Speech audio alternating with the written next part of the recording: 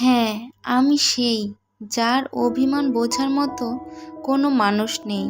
মানুষের প্রিয় হতেও আর্থিক যোগ্যতা লাগে।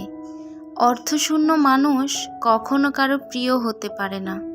যে জিনিসটা নিয়ে হারানোর ভয় থাকে, সেটাই সবার আগে হারিয়ে যায়। মায়া বড়ই অদ্ভুত, না দেয় ভুলতে, না দেয় ভালো থাকতে। সময় আসলে হৃদয় নিরাময় করে না, এটি কেবল হৃদয়কে সমস্ত ব্যথা ভুলে যেতে সাহায্য করে। তীরের আঘাতের চেয়ে কথার আঘাত অনেক কষ্টকর বলে মনে হয়, কারণ তীরের আঘাতে পাওয়া ব্যথা ও দাগ সময়ের সাথে শরীর থেকে মুছে গেলেও কথার আঘাত কখনোই ভোলা যায় না।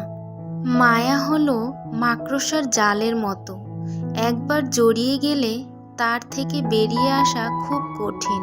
যেখানে তোমার কোনো মূল্য নেই, সেখানে মিছে মায়া দিয়ে কাউকে আটকে রাখা যায় না। যে সম্পর্কের মায়া বুঝে না, তাকে গভীরে রাখলেও আপন হবে না। যাকে ভেবে তুমি প্রতিদিন নিজের ভেতর শেষ হতে থাকবে, সেই একদিন তোমাকে বলবে, কে বলেছিল আমার জন্য নিজেকে শেষ করতে?